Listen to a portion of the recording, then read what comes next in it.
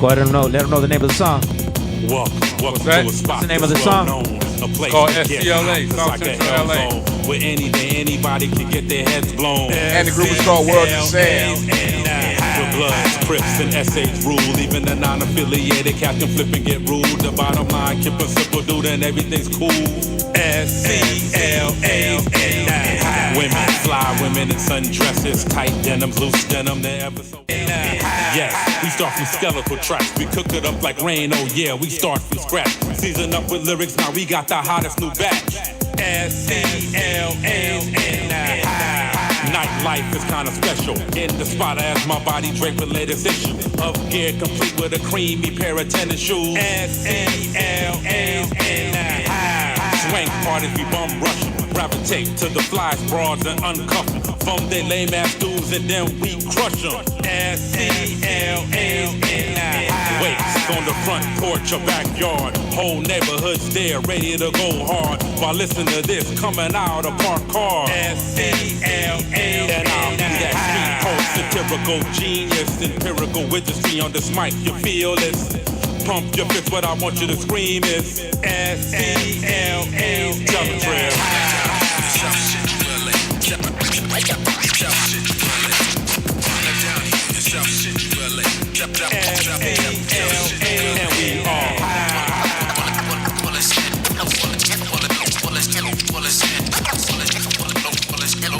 www.ojsqradio.com, broadcasting live, Eastside Los Angeles, or right now, Eastside South Central. Either one, same. Tomato, right. Tomato. We all family. There it is. Introduce yourselves individually. Who we got up in the spot? I'll be Sand Brown of BROWN and Sand. Trev. What was that track we just heard? That was SCLA, South Central LA. Just a little, ethnography of the area, you know what I mean? The project is called World and Sand. World and Sand, the EP. The EP. 5 joints, straight to the point. Boom.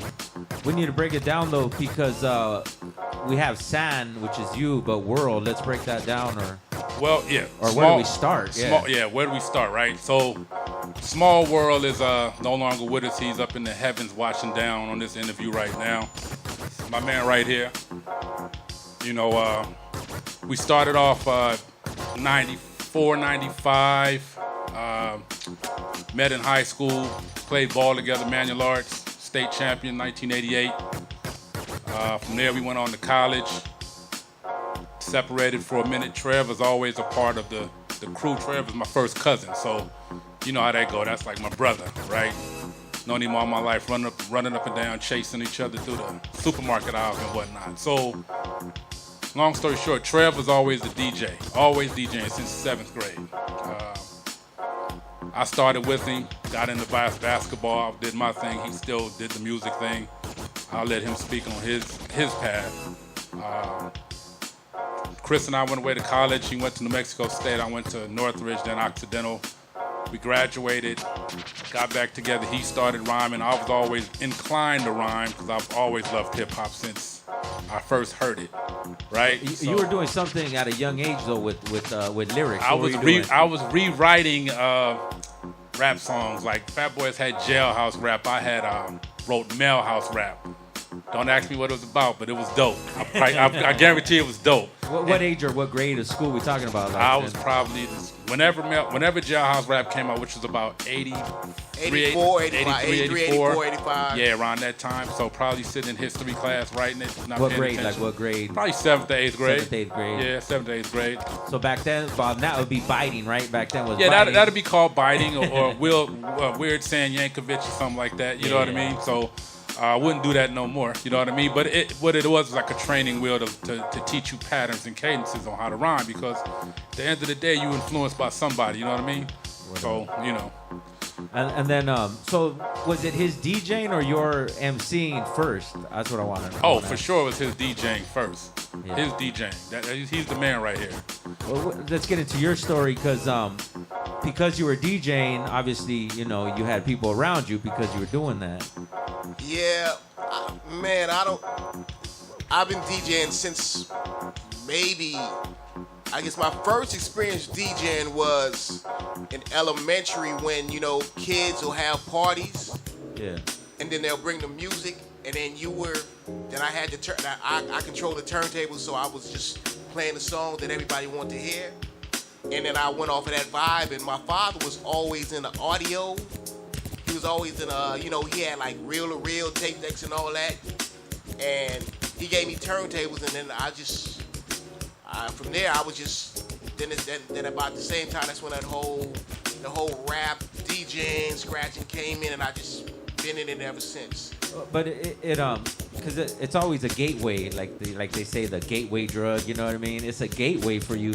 But you moved on, and you from DJing you started making beats too, right? Yeah, from DJing to producing, which that's kind of a funny story, man, because really got into producing because I used to know this guy named King MC. If you know, he did erotic city rap.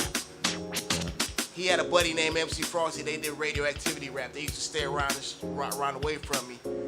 I went to a studio session with him, and it's funny, man. We went to the studio. It was some old R&B cats. You know what I mean by old R&B cats? Yeah. With they were in the studio with leather. I was about to say they were in the studio with suits and shit. Yeah, suits, leather suits. Yeah. Leather suits. Yeah, exactly. And but they had all the equipment. Okay. They had a Lindrum, Juno, but they wouldn't let you touch it. But man, what they were producing wasn't like rap. It was like some R&B, and they wanted people to rap over it. So after that, I was like, man, this ain't it. Yeah. So, granted, said I'm still like in junior high, but through the years, you know, summer jobs and whatnot, you accumulate things, so you're able to buy a drum machine, different things like that, and you're able to evolve, and you grab a sampler, which at the time was like 87, 88, everybody was sampling. Then from there, it just went on. I mean, what was it, your DJing or your production that got you linked up with Loud Records? Or was it something else? I started working at Loud, man, because I wanted to work at a label and get free records. Dope. Basically, at the same, That's early shit. Yeah. that's what I started with. When I started, I was in the mail room, but I could call whoever, Tommy Boy, Def Jam, and well, I got to go back because it didn't start off at Loud Records. Okay. Loud evolved into Steve Rifkin Company, and Steve Rifkin Company was a promotional company. We did radio and street promotion. A few of the projects we did were DOS Effects, Far Side, Passing Me By, Lords of the Underground, Diggable Planets. Man, we had our hands basically in everything back in the days. Yeah. And from there, And I enjoyed getting the free product. and I was getting all the new music. Matter of fact, I was getting new music before they came out. Which was what you wanted as a DJ. Of course.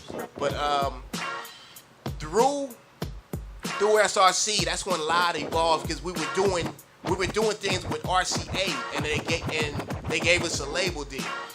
Okay. And through that label deal, we started off with Loud. First artist we had was Tongue Twister. Steve brought him in. Then from there was Madcap. A guy named Fade brought them in. And after that, I helped bring in the Alcoholics, and I brought in Wu-Tang Clan and Mobb Deep through Loud.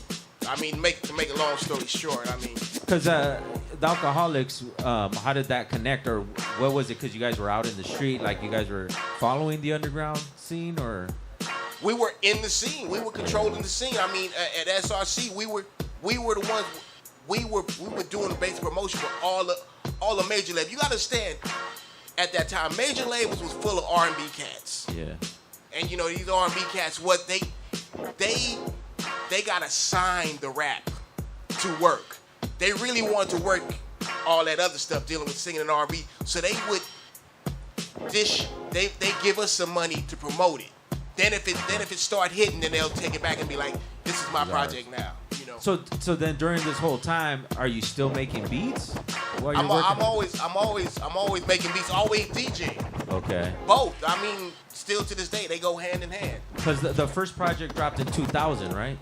The first The World and Sand. Well, the first CD, the album, full CD, 2000. But before that, we had a 12-inch maxi single with Tit for Tat, Feel It, and Shine. And then who was you guys mentioned off the air, man? Who was involved in that? DJ. We recorded it at Cutmaster Kurt's house. Cutmaster Kurt, what up? Some a lot of history, man. During the playoffs, Chicago playing somebody, Mike was killing everybody. So, you know, in between that, we recorded Tit for Tat and whatnot. That was in '96. Yeah, that was like in '96. And then 2000, the World and Sand dropped. The City Legend CD dropped. And then, unfortunately, Small World passed away. What year? He passed away 2001. What did he pass away? If you don't, he had a undetected heart condition, I believe. It's still unknown, but it's a heart. We were working out because we played ball. Like I said, we played ball at Manual Arts, and even after that, we still played and we worked out as if we were. But then, so his passing kind of affected you, though, right? Oh yeah, he passed right in front of me. As I was sitting right next to him, after the workout, he looked at me and said, "Sam, I feel like I'm gonna pass out." And he collapsed and called the ambulance, rushed him to the hospital. He was gone. So put the pen down for a while. You stopped writing. I tried. Yeah. I tried a little bit. I wrote something for his memorial service. I did a couple of things with Trev and just put it down. So a while went, and I got a partner from New York, Brother Blink, and he used to come out and visit. He lives in LA now, but he used to come out and visit. So he came out a few years afterwards, and he was like, saying, "You still rhyming?" I'm like, "Nah, stop." He was like, "Why?" I said, "Man, nobody want to hear what I want to say." And he looked at me and said, "I do." So I banked it. I just banked it. I said, "Thanks, good looking." So around that time, I asked Trev to put some songs on the USB, some hip hop. Yeah. And he did. He gave me a long list but at the end, he threw in something that we recorded. And that just hit me like boom. And I said, "You did that on purpose?" He's like, "Yep. It's time to get busy."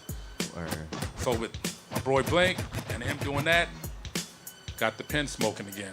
Because the verses on the project, the Small World verses, are from 2000, 2001? Yeah, they were recorded digitally, and I kept the files. At 2000, you were already pushing digital. I was pushing digital in Windows 95. Yeah, I mean, I had my experience with Tascams, but my last straw was I had a Kai 1212, and like I said, it was like 1 week of recording, and the next 3 weeks it was in the shop, and I got because that we're talking tape recording though, right? Tape, yeah. Tape recording. That was before ADATs. Yeah. That was before ADATs. So you would record 1 week, and then you had to put it in the shop because because what would go wrong with them? It would just break, man. You push a button, it wouldn't respond. So then what are what's the first program you used and shit like when you started recording? The first one was Cakewalk. Okay. I went to Cakewalk, SoundForge. Then I went to Vegas. Then I went to GarageBand, Pro Tools and all that. Ableton, I'm in all of it now. But because you had your experience and you had Small World's verses already. I had it already recorded, so it was easy to just throw it in a program, edit it, chop it up, and throw it to some new music that I created.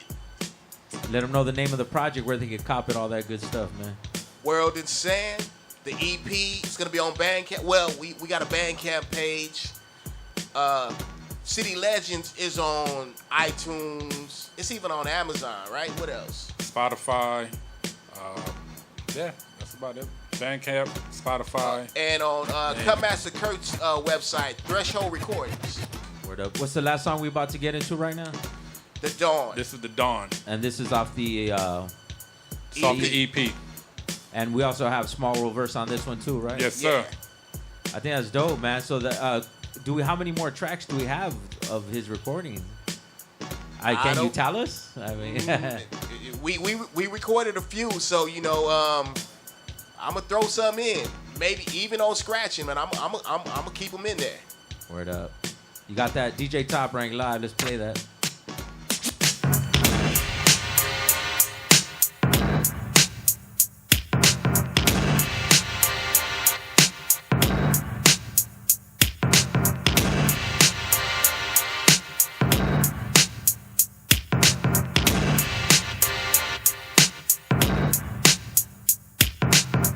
Tick, tick, boom, watch me detonate. Gunpowder, lace raps that'll resonate.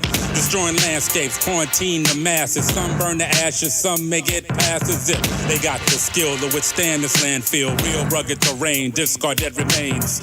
Sand Brown and TREV. Through weak, small world with LIVE. With poetry, novellas, short stories, anything under that literature umbrella. Penmanship precise, turning men to mice. Spotting niggas out like loaded dice.